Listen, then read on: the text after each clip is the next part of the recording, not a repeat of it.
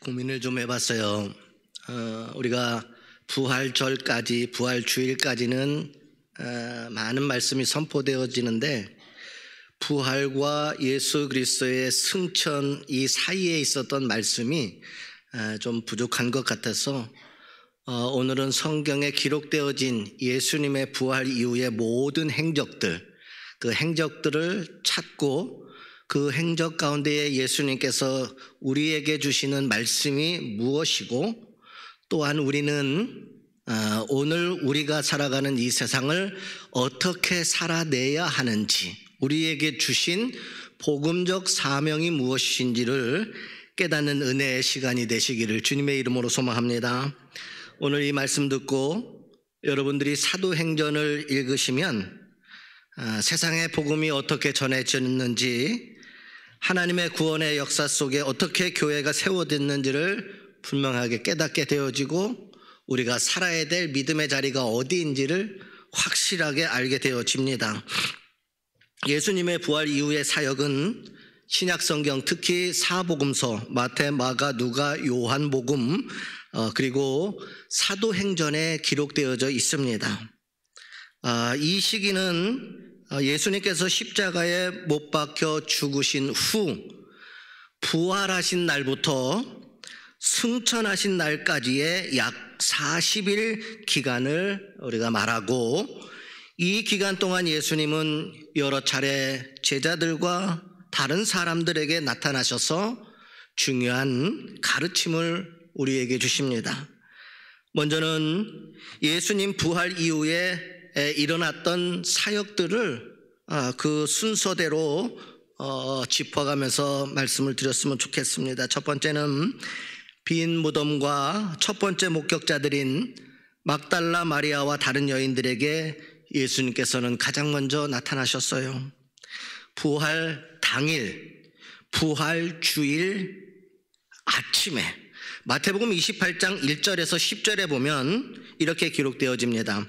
안식일이 다 지나고 안식 후 첫날이 되려는 새벽에 막달라 마리아와 다른 마리아가 무덤을 보려고 갔더니 큰 지진이 일어나며 주의 천사가 하늘로부터 내려와서 돌을 굴려내고 그 위에 앉았는데, 천사가 여자들에게 말하여 이르되 너희는 무서워하지 말아라. 십자가에 못 박힌 예수를 너희가 찾는 줄을 내가 아노라. 그가 여기 계시지 아니하고 그가 말씀하시던 대로 살아나셨느니라. 와서 그가 누우셨던 곳을 보라. 또 빨리 가서 그의 제자들에게 이르되 그가 죽은 자 가운데서 살아나셨고 너희보다 먼저 갈릴리로 가시나니 거기서 너희가 배우리라 하라. 그 여자들이 무서움과 큰 기쁨으로 빨리 무덤을 떠나 제자들에게 알리고자 다름질할새에 예수께서 그들을 만나 이르시되 평안하냐, 평안하냐. 평안 안 하십니까?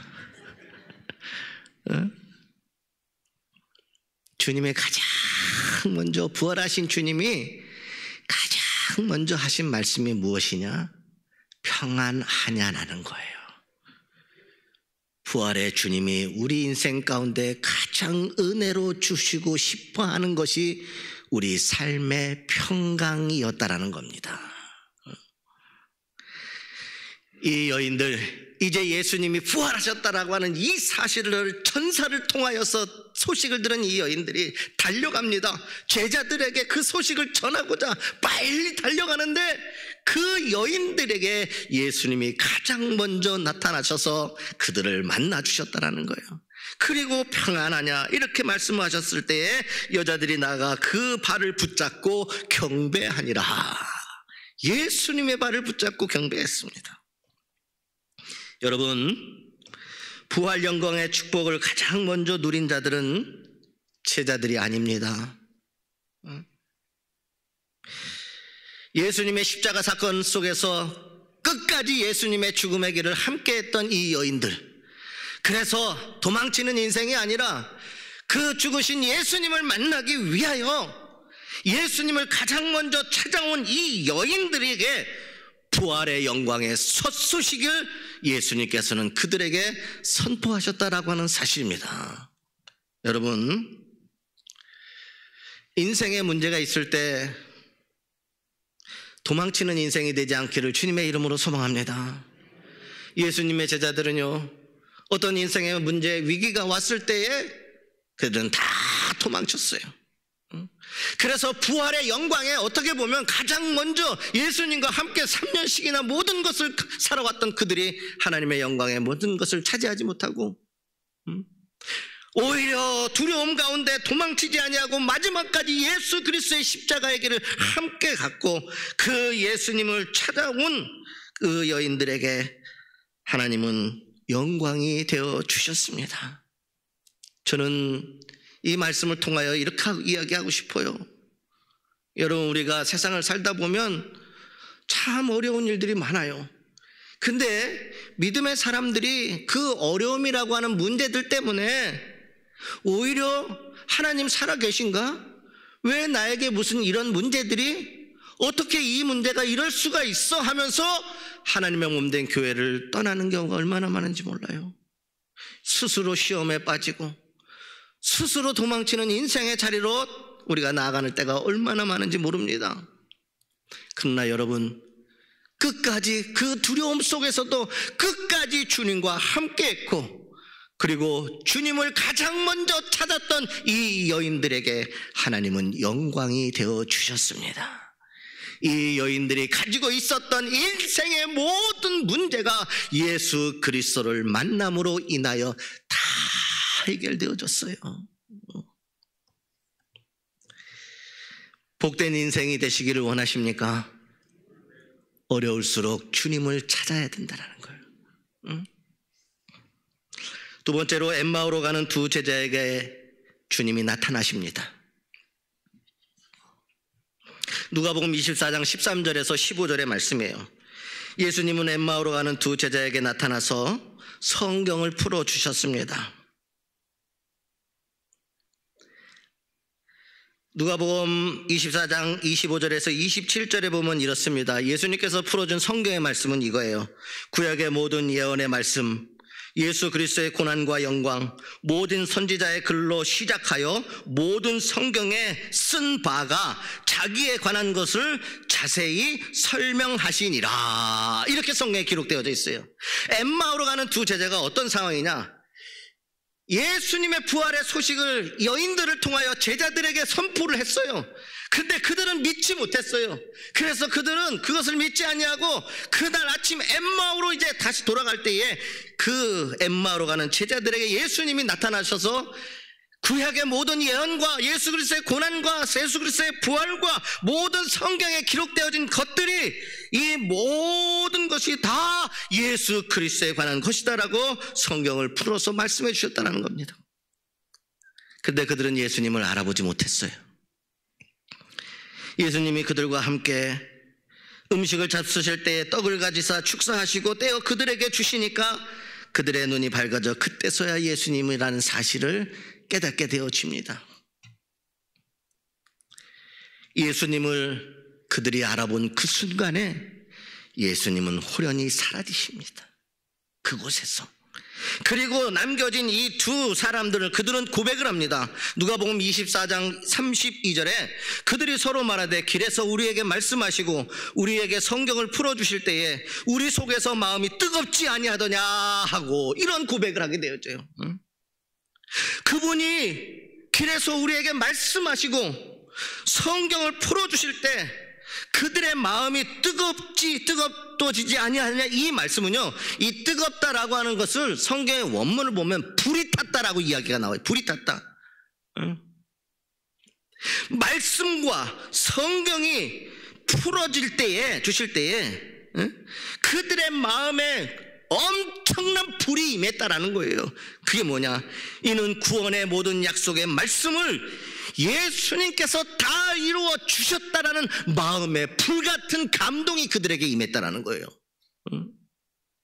불안과 두려움에서 떠나던 돌아가던 그 길 속에서 그들은 마음이 뜨거워지고 불탔어요. 모든 예언의 말씀이 그대로 이루어졌다는 것이 확신이 섰어요. 예수님이 참 하나님이심을 깨닫게 되고 예수 그리스도의 부활이 진실이었구나라는 것을 알게 되고 그들의 마음이 뜨거워졌다라고 하는 사실입니다. 세 번째로 11 제자에게 예수님이 나타나십니다. 그리고 난 후에 그때의 도마는 예수님과 이 제자들과 함께하지 않았어요. 부활 당일 저녁의 사건입니다. 누가복음 24장 36절에서 49절. 예수님은 부활하신 후에 제자들에게 첫 번째로 나타나셨습니다. 이 만남에서 예수님은 그들에게 똑같은 말씀하셔요. 너희에게 평강이 있을지어다 하시니 두려움에 떨고 길을 잃은 그들에게 주님이 가장 먼저 하신 말씀은 너희에게 평강이 있을지어다. 그리고 제자들에게 당신의 손과 발을 보이시고 그 손과 발을 만져보게 하셨어요. 내가 예수다. 내가 살아났다.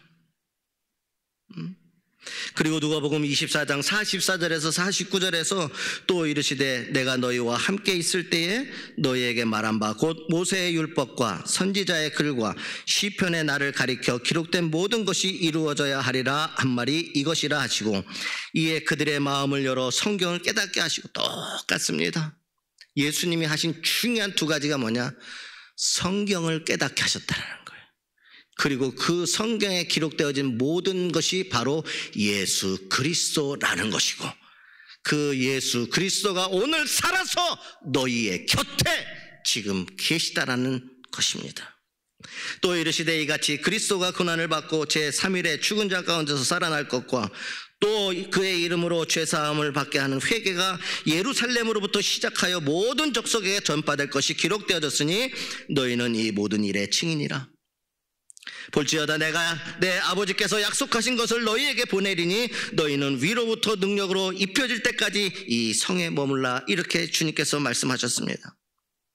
이는 제자들이 이후에 예수 그리스도께서 부활하신 이후에 복음의 전파자의 사명자가 되게 하는 중요한 순간이라 왔다라는 거예요. 이 모든 일에 예수님께서는 이제는 너희가 부활하신 예수 그리스도로 말미암아 이 되어진 모든 일의 증인이 너희가 될 것이다. 그들이 앞으로 어떠한 삶을 살게 될 것인지를 말씀해 주십니다. 더 나아가 그들이 앞으로 어떻게 살아내야 할지를 주님께서는 말씀하고 계시다라는 거예요. 말씀을 준비하면서 이 사건, 부활의 사건 이후 성령 받은 이 제자들이, 도망쳤던 이 제자들이 예수님께서 오늘 말씀하시는 거예요. 너희가 이 모든 일의 증인이 될 것이다 라고 하신 이후에 제가 한번 살펴보았어요. 이 12 제자들이 부활의 그 믿음, 예수 그리스도의 부활이 그들에게 주는 의미가 과연 무엇이었을까? 성령의 능력이 그들에게 임하여졌을 때 그들이 어떻게 바뀌었을까? 그러면서 성경을 쭉 찾아보면서 12 제자가 어떻게 이 세상을 떠났는지를 한번 살펴봤더니 이렇습니다. 첫 번째, 베드로는 거꾸로 십자가에 못 박혀 순교하였습니다. 베드로의 형제였던 안드레는 그리스 파트라라고 하는 곳에서 X자형 십자가에 못 박혀 순교합니다. 이 그리스의 파트라고 하는 지역은 고린도, 여러분 바울이 선교했던 고린도에서 왼쪽으로 한 30분만 가면, 그리고 이 베드로에 의해서 카톨릭 교회가 시작이 되어졌고 안드레에 의해서 정교회가 시작이 되어집니다. 똑같은 교회이죠. 세 번째로 야고보, 세베대의 아들 대야고보라 하는데, 야고보가 최초의 순교자가 되어졌습니다. 참수, 목이 잘려서 죽었습니다. 여전히 많은 그리스도인들이 산티아고로 가는 길이 바로 이 성 야고보를 찾아서 떠나는 순례의 길이에요. 지금 스페인에 있죠. 요한이에요. 세베대의 아들 요한. 유일하게 순교하지 않은 제자입니다. 빌립 프르기아라고 하는 곳에서 십자가형에 처해서 죽는데 오늘날 터키의 카묵 히에라폴리스라고 하는 온천이 나는 그 지역이에요. 바돌로메오 아르메니아에서 산채로 가죽이 벗겨진 채 참수당합니다. 가죽이 다 묶여서 가죽이 다 벗기고 그리고 그를 참수시켜버렸어요. 무엇이 이들을 이렇게 했을까? 그 외에도 수없이 수많은 사람들이 몸이 반이 잘려 죽고 창에 찔려 죽고 이 모든 자들이 도대체 이들이 어떻게 이 모든 것들을 이와 같은 예수의 십자가 처형의 순간에 다 도망쳤던 그들이 도대체 부활이 무엇이길래 영생이 무엇이길래 성령의 능력이 무엇이길래 이들이 이와 같은 삶을 너희가 이 모든 것의 증인이 되리라 말씀하신 그 말씀이 제자들을 통하여 이루어졌다는 거예요. 도대체 이들에게 예수 그리스도의 부활은 무슨 의미가 있습니까? 목숨을 버릴 가치가 그들에게 있었다는 거죠. 그들에게 죽음이라고 하는 것은 더 이상 두려움이 아니라 영광이 되어졌습니다. 오늘날 그리스도인들이 가져야 될 이 부활의 믿음입니다.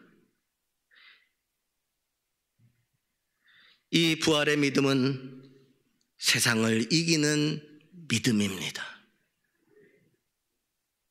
주님이 부활을 통하여 오늘 우리에게 주시는 깨달음이 뭔지 아십니까? 부활의 믿음을 가지라는 거예요. 세상을 이기게 하시겠다라는 거예요. 내가 세상을 이기었노라 선포하신 그 말씀이 예수의 말씀으로 끝나는 것이 아니라 오늘 나에게 이루어 주시는 은혜의 말씀이에요. 죽음조차도 뛰어넘어 죽음의 순교의 자리가 영광이 되게 하는 놀라운 부활의 믿음, 이 부활의 믿음을 주님께서 부활 이후에 제자들에게 다시 한번 그 믿음을 상기시켰다는 거예요. 네 번째로 예수님은 도마에게 나타나셨어요. 부활 후 8일째 되는 날입니다. 요한복음 20장 24절에서 29절의 말씀이에요. 예수님이 다른 제자들에게 11제자에게 나타났을 때 도마는 그곳에 있지 아니하였습니다. 이에 다른 제자들이 도마에게 이야기합니다. 우리가 주를 만났어. 도마야, 너는 그곳에 없었지만 우리가 정말 부활하신 예수님 만났어. 그때 도마가 이렇게 이야기합니다. 요한복음 20장 말씀에 내가 그의 손에 못자국을 보며 내 손가락을 그 못자국에 넣으며 내 손을 그 옆구리에 넣어보지 않고는 믿지 아니하겠노라 라고 해요. 내가 믿지 아니할까다. 그 말씀이 끝나자마자 예수님이 도마에게 나타나시는. 그리고 요한복음 20장 27절에 예수님이 도마에게 말씀을 하셔요. 내 손가락을 이리 내밀어 내 손을 만져보고 내 손을 내밀어 내 옆구리에 넣어보라. 그리하여 믿음 없는 자가 되지 말고 믿는 자가 되라. 예수님의 12 제자의 문제는 죽음에 대한 두려움이 이전에 그렇게 예수님께서 믿음이 적은 자들아 했던 그 믿음이 없었던 거예요. 그 믿음이 없으면 예수의 제자였지만 예수를 버리고 도망치는 인생으로 전락해 버립니다. 그래서 도마를 통하여서는 주님이 말씀하시는 거예요.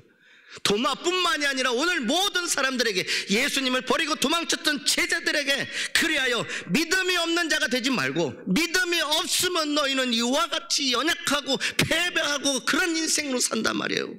그러니 믿는 자가 되라. 도마야, 믿는 자가 되라. 그렇게 말씀하신 후에 예수님은 한마디 더 하세요. 너는 나를 본고로 믿느냐? 보지 못하고 믿는 자들은 복되도다 하시니라. 오늘 예수님의 부활의 믿음은 그것을 보았기 때문에가 아니라 예수님의 그 모든 말씀을 온전히 믿었기 때문에, 보지 못하였어도 주의 말씀이기 때문에 믿는 자가 복된 인생을 살게 될 것이다. 예수님은 도마를 통하여 오늘 우리에게 말씀하시는 거예요. 우리는 그렇게 얘기하죠. 정말 주님 살아계십니까? 그러면 왜 내가 이렇게 살아야 됩니까? 주님 왜 능력으로 역사해 주시지 않습니까? 이 믿음이 바로 보지 못하고 일어나지 못하고 믿음 없는 자의 모습이라는 것이죠. 그러나 주님은 말씀하시는 거예요. 우리가 예수를 어떻게 믿어야 되는지, 어떤 믿음이 복된 믿음이고 참된 믿음인지를 도마를 통하여 오늘 우리에게 나에게 주시는 말씀이에요. 다섯 번째, 갈릴리 바닷가에서 이제 7 제자들에게 나타나시고 잃어버린 사명을 회복시켜 주십니다. 요한복음 21장이에요. 총 10번의 예수님께서 나타나심이 있어요. 그런데 숫자는 중요한 게 아니에요. 나타나셔서 예수님께서 오늘 우리에게 선포되어주는 메시지가 무엇이냐가 진짜 중요한 거예요. 예수님 부인하고 배반하고 고향으로 도망친 베드로, 그리고 제자들, 예수님이 부활하셨음을 여인들을 통하여 들었음에도 불구하고 모든 창문을 다 닫고 두려워서 떨면서 그것을 믿지 못하고 결국 자기 고향으로 도망친 베드로, 그리고 제자들, 그들은 다시 자신들의 삶의 자리에서 물고기를 잡는 중에 예수님은 그들에게 나타나셔서 아침 식사를 준비하십니다. 그리고 제자들에게 너희에게 고기가 있느냐라고 묻자 그들이 없습니다 대답합니다. 왜냐하면 똑같습니다. 예수님께서 갈릴리에 오셔서 처음 제자들을 부르실 때 상황도 밤새도록 그들의 인생에 필요한 그 고기를 낚으려고 했지만 그들의 인생에 필요한 고기가 한 마리도 안 잡니다. 그때 주님은 다시 그 인생을 회복시켜 주세요. 똑같습니다. 배 오른편에 그물을 던지라.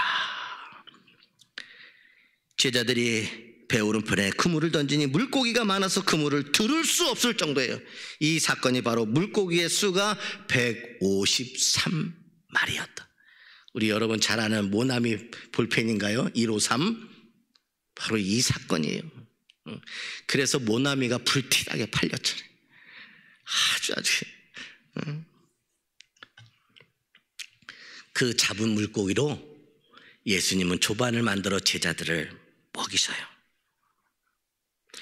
인생에 필요한 것을 다시 한번 주님이 채워주시고, 그리고 이제 정말 사명의 자리로 주님이 그들을 불렀던 그 원래 사명을 회복시키기 시작하는 거예요. 주님께서 주신 물고기, 이제는 너희는 사람을 낚는 어부가 되게 하신다. 베드로에게 다시 도망치는 인생, 소망이 없는 인생이 아니라 다시 예수님은 베드로를 회복시켜 주셔서 소망의 인생, 또한 더 나아가 사명, 잃어버린 모든 인생의 사명을 회복시켜 주시는 놀라운 은혜가 있었어요. 조반 먹으신 후에 예수님께서 시몬 베드로에게 요한의 아들 시몬아, 내가 이 사람들보다 너를 더 사랑하느냐, 이 말씀이 바로 이 순간에 전해주신 예수님의 말씀입니다. 여섯 번째로 갈릴리 산에서 제자들에게 나타나서 지상명령, 이제 대사명을 우리에게 주십니다. 마태복음 28장 16절에서 20절의 말씀. 너희는 가서 모든 족속으로 제자를 삼으라. 내가 세상 끝날까지 너희와 항상 함께 있으리라. 이 지상 대사명이 선포된 이후에 예수님께서는 무려 500명이나 되는 사람들에게 단번에 나타나셔서 부활의 확증을 그들에게도 보여주십니다. 제자를 뛰어넘어 믿는 사람들의 500명의 단번에 예수님의 부활을 경험하게 되어져요. 그리고 예수님의 육신의 동생인 야고보에게 또 제자들에게 나타나서 40일 동안 하나님의 나라에 대해서 성령이 임하시고 권능을 받고 내 증인이 너희는 될 것이다 라고 하는 선포를 하셨고, 마지막 10번째 감람산에서 승천하십니다. 사도행전 1장 9절에서 12절, 누가복음 24장 50절에서 53절의 말씀, 예수님이 드디어 하늘로 부활 이후에 모든 사역을 다 마치시고 하늘로 올라지셨습니다. 그 두 때의 두 천사가 예수님을 보필합니다. 그리고 그 천사들이 예수님의 승천함을 바라보고 있는 제자들을 향하여 뭐라고 선포하느냐? 그분은 다시 오실 것이다. 여기가 끝이 아니다라는 거예요. 주님께서는 다시 이 땅에 오시겠다라고 하는 거예요. 구약의 모든 예언의 말씀은 그대로 이루어졌습니다. 예수 그리스도의 모든 삶은 그대로 다 이루어졌습니다. 예수 그리스도의 죽음 이후에 부활은 그대로 다 이루어졌습니다. 모든 것이 다 사실이 되어지고 진실이 되어지고 많은 사람들이 그것을 알게 되고 깨닫게 되어졌습니다. 모든 것들이 말씀하신 대로 다 이루어졌습니다. 그러므로 재림 또한 그대로 이루어집니다. 그렇다면 부활 이후에 예수님의 사역에 대해서 사역이 주는 의미 세 가지만 간략하게 말씀을 드리도록 하겠습니다. 사랑하는 여러분, 예수님의 부활은 단지 과거의 놀라운 사건에 그치지 않습니다. 그것은 지금도 살아있는 진리이고 우리의 삶 전체를 뒤바뀌는 하나님의 능력이에요. 우리의 인생을 송두리째 변화시킬 수 있는 하늘의 놀라운 능력이 부활이라고 하는 것입니다. 오늘 우리는 예수님의 부활 이후의 사역을 통하여서 우리에게 주시는 하나님의 뜻과 그 안에 담긴 은혜를 함께 묵상하고자 합니다. 그 첫 번째는 부활은 신앙의 확증이라는 사실이에요. 내가 예수 그리스도를 믿는 목적, 내가 예수 그리스도를 믿어야만 되는 신앙의 확증이 부활입니다. 사도 바울은 고린도전서 15장에서 이렇게 이야기합니다. 그리스도께서 다시 살아나지 않으셨으면 우리의 전파도 헛되고 너희의 믿음도 헛되며, 부활은 단순한 기적이 아닙니다. 그것은 예수님이 참 하나님이시라고 하는 사실을 확증하는 결정적인 증거입니다. 예수님이 죽음을 이기시고 다시 살아나셨기에 우리는 그분을 주 구주로 믿을 수 있습니다. 부활이 없다면 저와 여러분들의 믿음은 헛것입니다.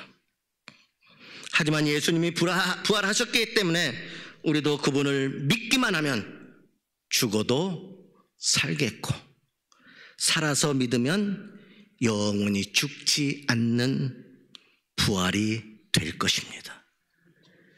여러분이 영원히 죽지 않는 부활이 될 것이다. 우리가 예수 그리스도를 믿는 신앙의 확증인 거예요. 죄로 인하여 사망이 왔습니다. 부활로 인하여 영생이 회복되어졌어요. 둘째, 부활은 소망과 회복의 말씀입니다. 소망과 회복. 로마서 6장 4절, 그리스도께서 죽은 자 가운데서 살아나신 것 같이 우리도 또한 새 생명 가운데 행하게 하려 함이라. 예수님의 부활은요, 단지 육체의 부활만이 아닙니다. 우리에게도 새로운 삶이 시작이 되었음을 의미한다는 거예요. 과거에 내가 누구였던, 과거에 어떤 죄가 있든, 과거에 어떤 상처가 있든, 어떤 실패와 좌절과 낙심과 무엇이 우리 인생 속에 있었던지 간에 예수의 십자가와 함께 그 모든 것이 묻혀지고 우리가 예수 안에서 새 생명 가운데 살아가게 하여 주신다는 사실입니다. 그래서 부활은 영원한 우리의 삶의 소망일 뿐만 아니라 오늘 우리 삶의 모든 것의 회복입니다. 부활하신 예수 그리스도를 믿으면 육신의 문제가 해결이 되어지고, 마음의 문제가 해결이 되어지고, 과거에 지냈던 모든 일들이 해결이 되어지고, 이전 것은 지나갔으니 보라 새 것이 되었도다.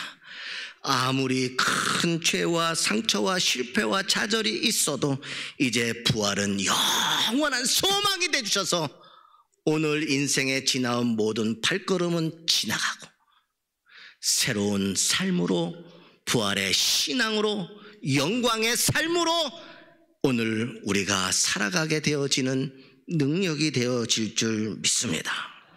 세 번째, 부활은 사명의 시작입니다. 부활하신 예수님은 제자들에게 마지막 명령을 주셨습니다. 오늘 말씀이죠. 지상명령이라고 이야기합니다. 그러므로 너희는 가서 모든 민족으로 제자를 삼으라. 예수님 부활의 사역은 단지 제자들과 함께 식사하고 대화한 것으로 끝나지 않습니다. 그것은 복음을 들고 나아가라는 사명의 선언이었습니다. 부활 이후에 새롭게 되어진 우리가 이제 어떻게 살아내야 되는지에 대해서 주님은 마지막에 우리에게 말씀하신 겁니다. 오늘날 이 사명은 우리에게도 주어졌습니다. 예수님의 부활을 믿는 우리는 이제 세상 가운데 복음을 전하고 사랑을 나누며 제자 삼는 삶을 살아가야 합니다. 21세기 최고의 신학자였던 폴 틸레이는 이렇게 이야기합니다. 선교하지 않는 교회는 교회가 아니다 라고 이야기합니다. 사랑하는 여러분, 이제 세상에 있는 모든 영혼은 여러분 손에 달려져 있습니다.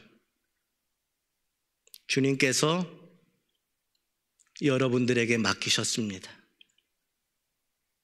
저는 양양교회가 우리 인간의 생각으로 만들어지는 그러한 교회가 아니라 성경에서 말씀하시는 복음의 능력이 그대로 살아 역사하는 교회가 되기를 원합니다. 그렇다면 우리는 말씀으로, 성경으로 돌아가야 됩니다. 그리고 주님께서 오늘 부활의 영광을 통하여 우리에게 앞으로 살아가야 될 주신 그 사명 목숨 걸고 지켜나가는 겁니다. 웨슬리가 그렇게 살았고, 루터가 그렇게 살았고, 하디 선교사가 그렇게 살았고, 김영학 목사님이 그렇게 살다 순교하셨고, 송정근 목사님이 그렇게 하다가 순교하신 거예요. 마지막 사명. 여러분, 먹고 사는 문제 때문에 예수 믿는 정도의 수준에 머물지 않기를 소망합니다. 주님은 말씀하셨어요. 너희는 먼저 그의 나라와 그의 의를 구하라. 그래야만 이 모든 것을 너희에게 더하시리라. 믿음이 적은 자여 왜 믿지 못하느냐. 여러분의 인생은 하나님이 책임지십니다. 그러면 여러분은 사명의 자리로 오늘 나아가야 되는 겁니다. 주님이 오늘 여러분에게 세상의 모든 생명을 맡기셨습니다. 이제 우리가 부활 이후에 살아야 될 우리의 모든 참된 그리스도인의 삶은 부활의 증인이 되시기를 바랍니다. 복음의 증인으로 나아가시기를 소망합니다. 양양교회가 더 나아가 한국교회 전 세상의 모든 영혼을 구원하는 지상 대사명을 이루어가는 복음 앞에 세워진 그러한 교회 성도들이 되시기를 주님의 이름으로 소망합니다. 기도하겠습니다.